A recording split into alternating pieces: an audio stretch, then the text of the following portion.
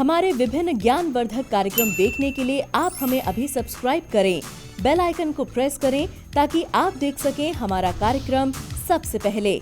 और अधिक जानकारी के लिए फेसबुक पेज को लाइक करना ना भूलें।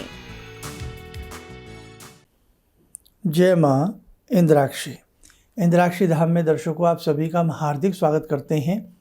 आज के दिन जिन जातकों का जन्मदिवस है, मैरिज एनिवर्सरी है, उन सभी को हमारी तरफ से बहुत बहुत शुभकामनाएं। आज है कजली तीज, हरियाली तीज। आज का बहुत ही सुंदर महात्म्य है, जानेंगे इस पूरे अंक में। आइए पहले हम आज का पंचांग देख लेते हैं। 11 अगस्त सन 2021 दिन बुधवार, श्रावण माह शुक्ल पक्ष संवत 2078, तिथि तृतीया, नक्षत्र पूर्वा फाल्गुनी, राहु काल 12 से 1:30, दिशा शूल उत्तर पूर्व दिशा। आज बालिकाएं, नवविवाहिता, जितनी भी बेटियां हैं, सब बहुत अच्छे से आज का तीज का पर्व मनाती हैं।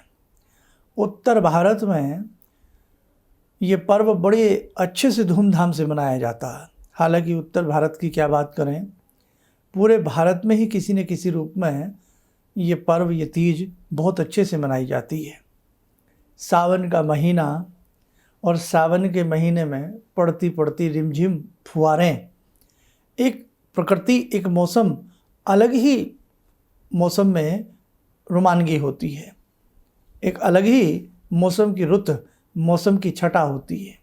काले गरजते मेघ, है ना, जब काली घटाएं बरसती हैं और काले मेघ गरजते हैं, तो काली घटाओं से ही इसका नाम कजली तीज भी पड़ा है। प्रकृति चहुं ओर से हरी भरी हो जाती है, सूखे पेड़ भी हरे हो जाते हैं, हरे हरे पत्ते हो जाते हैं। प्रकृति ने मानो श्रृंगार कर लिया हो, इसीलिए इसका नाम हरियाली तीज भी है। मेरे बच्चों, हम अपने पर्व, अपने तीज को बहुत अच्छे से मनाएं। हम अपने ऋषियों के संदेश को न भूलें। आज के दिन जो नवविवाहिताएं हैं, वो अपने एक दिन पहले से ही, या आज के दिन सुबह सुबह, वैसे तो एक दिन पहले, कल शाम से ही, कल दोपहर से ही अपने मैके में आ जाती हैं, अपने पीहर आ जाती हैं, और वहाँ आकर के बहुत अच्छे से इस पर्व को मनाती हैं। बेटियाँ अपने मैके, अपने पीहर आ जाती हैं। उसका कारण ये भी है कि ये जो पर्व है, ये अपने आप में बहुत सुंदर पर्व है। प्रेम का पर्व है, झूला झूलने का पर्व है, हर्षोल्लास का पर्व है। बेटियां जब अपने घर आती हैं तो अपनी पुरानी सखियों से, सहेलियों से, सबसे बहुत अच्छे से मिलती हैं, गले मिलती हैं, हंसती हैं, खेलती हैं, और वास्तव में बेटी घर की लक्ष्मियां होती हैं। हमने एक विशेषांक बनाया था, हर घर का सौभाग्य बेटी। आप ध्यान से सुन लें, हमारी इस लाइन को हमारी बेटियां तो लिख ही लें, जितना हमारा कार्यक्रम देख रही हैं। लिखें, हर घर का सौभाग्य बेटी। आप हमारा ये कार्यक्रम बच्चों ज़रूर सुनना, है ना। बड़े दिल से हमने उसमें बोला था, ज़रूर सुनना आप, हम आज्ञा दे रहे हैं आपको। अब आगे बढ़ते हैं। तो जब बेटियां अपने पीहर आती हैं, तो माता पिता से प्यारा कौन, और अपने बचपन की सहेलियां, वो भी अपने अपने घर आती हैं। तो सबसे इस बहाने मिलन भी हो जाता है, और माता पिता तो भाई, बच्ची उनकी जिगर का टुकड़ा है, उनके लिए अच्छे अच्छे वस्त्र, आभूषण, जो भी अपने बच्चे के लिए सबसे बन पड़ता, सब करते हैं। इसलिए बेटा एक बार को 100 बार को सोच लेता कि मैं अपने माता पिता से जुदा हो जाऊं, अलग रहने लगूं, लेकिन बेटी कदापि नहीं कहती कि मैं माता पिता से जुदा हो जाऊं। वो बात अलग है कि सामाजिक दस्तूर है, बेटी को एक दिन पराई होना होता है, लेकिन दिल से ये बात कभी नहीं आती कि मैं अपने माता पिता से बात ना करूं। और हर घर में करीब करीब सास का एक ही रोना रहता है कि ये अपने घर वालों को बहुत मरती है, ये अपने घर वालों की बहुत सुनती है ना। ये एक आम सी बात है, बुरा मत मानना भाई। कहते हैं ना भाई सास भी कभी बहू थी, वही वाली बात आ जाती है। तो बेटी का लगाव अपने परिवार से जीवन पर्यंत बना रहता है। माँ बाप बेटे को कई बार तड़पते हैं, लेकिन बेटा माता पिता को भूल जाता है, फ़ोन नहीं करता, आता नहीं। लेकिन बेटियाँ माता पिता से सदैव जुड़ी रहती हैं और ताना भी खाती हैं ससुराल पक्ष में, भाई तुम तो अपने घर वालों से चिपकी रहती हो, बात करती रहती हो, उनकी सुनती रहती हो, है ना, अब तुम्हारा ये घर है, इस पे ध्यान दो।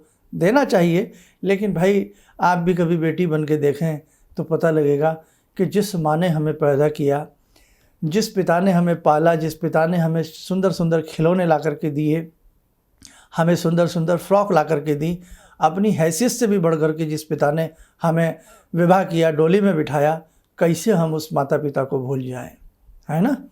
तो इसीलिए बेटा बहुत अच्छे से आज के पर्व को मनाना, और जिनको ये पर्व नहीं आता मनाना तो इसमें कोई ऐसी विशेष बात नहीं है। अगर आप पीहर नहीं जा पा रही हैं, मायके नहीं जा पा रही हैं, तो जहाँ भी हैं अच्छे से हाथ को सजाना। आज के दिन हाथों में नए नए मेहंदी के डिज़ाइन, बूटे, ये सब काढ़े जाते हैं, जिसको मेहंदी मांडना भी कहते हैं, है ना। राजस्थान में ये पर्व बड़े धूमधाम से मनाया जाता है, यूपी में, उत्तर प्रदेश में भी बड़े धूमधाम से मनाया जाता है, और अनेकों प्रांतों में मनाया जाता है, और भारत के में तो अब हर जगह हर पर्व मनाया ही जाने लगा है। झूले जलते हैं, झूले झूले जाते हैं, है ना। बसंत जैसी फुहार, श्रावण की फुहार इसमें हो जाती है। जैसे बसंत का महीना भी बड़ा सुंदर होता है, ऐसे ही ये सावन का महीना भी बड़ा सुंदर और हरा भरा हो जाता है। इसमें विशेष प्रकार के मिष्ठान पकवान भी हम घर में बना सकते हैं। भगवान श्री कृष्ण को, कान्हा को और अपने इष्ट को भोग लगाइए। और जब आप झूला झूलें, हिंडोला झूलें, है ना, भगवान श्री कृष्ण भी झूला झूलते हैं ना। जन्माष्टमी अब आ रही है तो उनका हिंडोला हिलाएंगे आप, झूला झुलाएंगे आप। तो झूले की परंपरा भारतवर्ष की है, और ये सदियों पुरानी है, ये आज की नहीं है, ये सदियों पुरानी है। और जब आप झूला झूलें तो भगवान श्री कृष्ण के किसी भी मंत्र को आप जपती रहें, लाइक क्लीं कृष्णाय नमः, कृष्णाय वासुदेवाय हरे परमात्मने, प्रणत क्लेश नाशाय गोविंदाय नमो नमः, या जय श्री रामा, जय श्री कृष्णा, जय श्री रामा, जय श्री कृष्णा। और बाकी अपने अपने प्रांतीय भाषा के लोकगीत, है ना, सावा नायोरी, या जो भी आप लोगों के अपने होते हैं, वो लोग तो सब करते ही करते हैं। लेकिन इसी के पीछे एक अफसोस क्या है कि अब ना वो आम की डाली हैं, ना वो झूले हैं, ना वो मन है, ना वो प्रेम है, ये भी कटु सत्य है, ना वो मिठाइयाँ हैं। मुझे बड़ा अफसोस होता है कि हर तीज में, हर त्यौहार में हम मिठाइयों को भूल रहे हैं, और हम चॉकलेट को सिर पर धर के नाच रहे हैं। देखो, चॉकलेट काली होती है, इसमें राहु केतु का वास होता है। कम से कम भगवान को तो चॉकलेट ना चढ़ाएं। आप बच्चों को चटा लें जितनी चटानी है, हालांकि हार्मफुल होती है, बहुत ज़्यादा किसी चीज़ की अति अच्छी नहीं होती, है ना। बच्चों के दांत देखो कैसे हो जाते हैं। लेकिन भाई, अब आपको अच्छा लगे बुरा लगे, भगवान को चॉकलेट ना खिलाएं, कृपया करके भगवान को मिष्ठान का भोग लगाएं। 56 भोगों का देश है, आपको चॉकलेट ही मिली है भगवान को चढ़ाने के लिए। मैं देखता हूँ अब तो कन्या पूजन में भी लोग बस मैं क्या नाम लूँ, ये ऊटी फूटी क्या क्या क्या होती हैं, वो भगवान को ऐसी सी चीज़ें आप कन्या पूजन में कन्याओं को दे रहे हैं। अरे भैया, देना है रबड़ी दीजिए, मिठाई दीजिए। आप कहेंगे साहब बच्चे लेते हैं, क्यों नहीं लेते हैं, आप दीजिए ना। आप किसी चीज़ की पहल करिए ना। क्या हम बच्चे नहीं थे? क्या हमारी एज के जो लोग कार्यक्रम देख रहे हैं, क्या हमारे ज़माने में हम लोग मिठाइयाँ नहीं खाते थे? हम लोग आज भी पसंद करते हैं। ऐसा नहीं है आप शुगर हो जाएगा। अरे शुगर क्या हो जाएगी भाई, छोड़िए, खैर आज वो पर्व नहीं है, आप पे गुस्सा नहीं होते हैं। तो कहने का भाव ये, इस प्रकार की चीज़ें भगवान को भोग नहीं लगाना है। भगवान को घर में हलवा बना लीजिए, आटा है, आटे से हलवा बन जाता है, सूजी से हलवा बनता है, सबको मालूम है। आप भगवान को घर का पकवान लगाइए, घर की चीज़ भगवान को खिलाइए, बना करके भोग लगाइए भगवान को। तो ये आज के दिन भाई ज़रूर ये सब चीज़ें करिएगा। और आपसे यदि कुछ भी नहीं होता है, क्योंकि अब 50% जनता तो हमारी ऐसी है जो कहीं ना आती है ना जाती है। सब अपने, आज फ्लैट सिस्टम है, अर्बन सिटीज़ हैं, छोटे छोटे से मकान हैं, जैसे बंद कोठरियाँ होती हैं, उनमें हम जैसे हम बस कैद सा होकर के उनमें रह गए हैं। तो भाई कम से कम आज के दिन थोड़ा बहुत अपने घर में ही कुछ ना कुछ रंगोत्सव बना लें, घर में रंगोली बना लें, भगवान जी को सजा लें, भगवान जी को आज के दिन नई ड्रेस पहना लें, अपने भी हाथों में, अपनी बेटियों के हाथों में या मेहंदी का चांद बना दें। इतना तो हम कर ही सकते हैं। मन को इतना उदास मत करिए, नर हो न निराश करो मन को। इसलिए मन को बेटा अपने निराश नहीं करना। जीवन में सुख दुख है, कोई बात नहीं है। अच्छा समय भी जो बच्चियाँ, आज बहुत ऐसी भी बच्चियाँ हैं जो किसी न किसी कारण से अपने पीहर में ही हैं, ससुराल में नहीं हैं। भाई कोई रीज़न है, कोई क्लेश चल रहा है, कोई बात चल रही है, तो बेटा मैं तो यही आशीर्वाद देता हूँ, सब आप फूलें फलें, अपने परिवार में अच्छे से रहें बच्चों। और ऐसी भी बच्चियाँ हैं जिनका विवाह नहीं हो पा रहा है, बहुत वेटिंग में हैं, तो सबकी मनोकामनाएं भगवान श्री कृष्ण पूर्ण करें। बस ज़्यादा नहीं कहूँगा। अच्छे से सजिए संवरिए, अच्छे से बन के रहिए। आप हमारे घर की लक्ष्मियाँ हैं, है ना, हमारे घर की आप गृह लक्ष्मी हैं।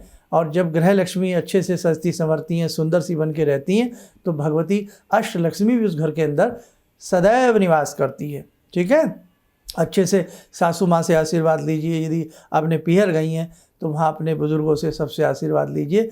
अपनी रूठी हुई सहेलियों को मनाइए, फ़ोन करिए। अब तो बहुत सुंदर सिस्टम है, फ़ोन करिए, सबको हाय हेलो करिए, जो भी आप करती हैं सबके साथ आज का दिन हंसी खुशी से बिताइएगा।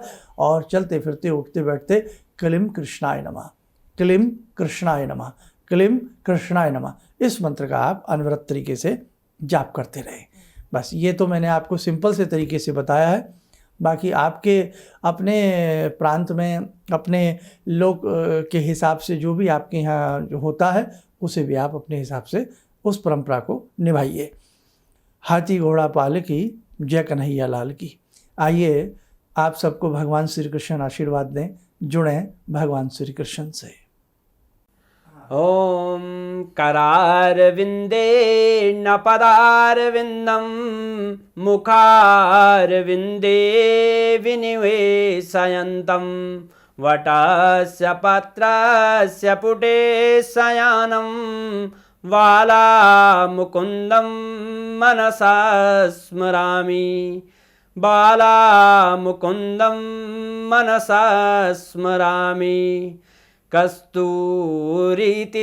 ललाटपटले वक्षस्थले कौस्तुभं नासाग्रे वरमौक्तिकं करतले वेणुकरे कङ्कणं सर्वाङ्गे हरिचन्दनं सुललितं कंठे च मुक्तावले गोपास्ति परिवेष्टितो विजयते गोपालचूडामणि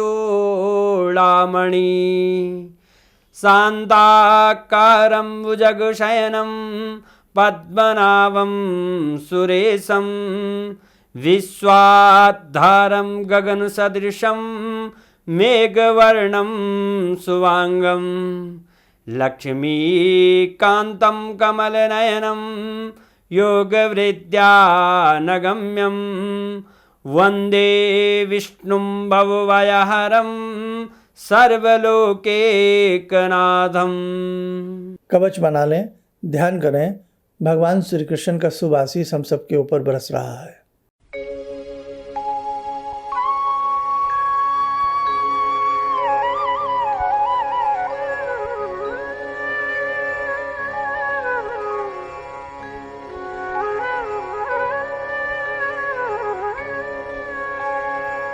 ओम बोलते हुए नेत्र खोलें, सामान्य हो जाए। मेरे साधु को बहुत अच्छे अब तीज त्यौहार झड़ी लगने वाली है। रक्षाबंधन, जन्माष्टमी और 13 तारीख की दिन शुक्रवार नाग पंचमी है। उस दिन नाग की पूजा की जाती है। पृथ्वी का टिकाव भी हम शेषनाग के फन के ऊपर मानते हैं। शेषनाग की शैया के ऊपर भगवान विष्णु विराजते हैं। बहुत ऐसे प्रांत हैं, देश हैं, शहर हैं, स्टेट हैं जहाँ नागों की पूजा आज भी की जाती है। इसलिए 13 तारीख को नाग पंचमी के दिन गोदुग्ध से नाग का स्नान करना, नाग को दूध पिलाना, नाग की बांबी पे दूध रख के आना मिट्टी के कटोरे में, बहुत शुभ रहता है। नव नागों का पाठ करना बहुत शुभ रहता है। 13 तारीख का ये प्रोग्राम है, तो हम आपको बता देंगे जैसे भी जो इसमें और भी कुछ चीज़ें होती हैं, और प्रयास करेंगे कि कल के कार्यक्रम में भी कुछ आपको थोड़ा सा हम बता देंगे। आप सुखी रहें, स्वस्थ रहें, हमारी सभी बेटियां, बहुएं बहुत स्वस्थ रहें और सभी की मनोकामनाएं भगवान कृष्ण पूर्ण करें। इन्हीं शब्दों के साथ हम अपनी वाणी को विराम देते हैं। क्लीं कृष्णाय नमः। भगवान से जुड़ो और भगवान को से जुड़ने का जरिया आपने बताया, बहुत अच्छा लगा, बहुत धन्यवाद। और सनातन धर्म को जिंदा रखने के लिए आप जो प्रयास कर रहे हैं बहुत सराहनीय है। हम लोग को मौका मिला है, हम लोग भाग्यशाली हैं जो आपके करीब आने का हम लोग को मौका मिला है। किसी भी समस्या के समाधान के लिए मिले प्रसिद्ध हस्तरेखा एवं वास्तु विशेषज्ञ प्रोफेसर धर्मेंद्र शर्मा जी से। नोट: शिविर में भाग लेने हेतु एवं व्यक्तिगत रूप से मिलने के लिए कॉल करने का समय सुबह 10 बजे से शाम 6 बजे तक। हमारे विभिन्न ज्ञानवर्धक कार्यक्रम देखने के लिए आप हमें अभी सब्सक्राइब करें, बेल आइकन को प्रेस करें ताकि आप देख सकें हमारा कार्यक्रम सबसे पहले। और अधिक जानकारी के लिए फेसबुक पेज को लाइक करना न भूलें।